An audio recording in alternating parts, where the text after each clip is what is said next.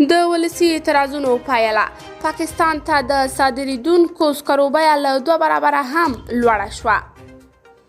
د طالبانو مالیې وزارت اعلان وکړ چې سر له نن څخه د 1 ټن ډبرو سکرو بیه له $90 څخه $200 ته پورته شوه او صادریدونکي سکاره به د $200 د نرخ له درکه محصول کوي. د دغه وزارت ویاند احمد ولي حقمل ویلي چې یاده پریکړه سر له ننه عملي کیږي. طالبانو دا پریکړه په داسې حال کې وکړه چې له پرون راهیسې زرګونو افغانانو په ټولنیزو رسنیو کې پاکستان ته د ډبرو سکرو د ارزانه صادراتو په اړه توند غبرګونونه وښودل.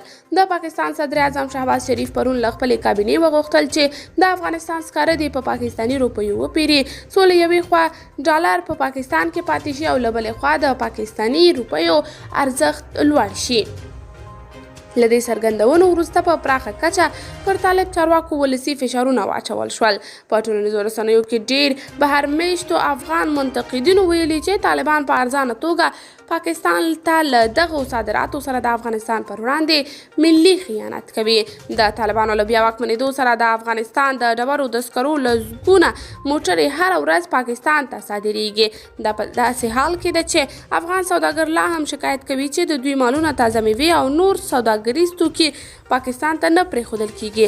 د دونه ور ده چې د طالبانو له تازه پریکړې بیرته خلکو پراخ هرکلی کړی دی.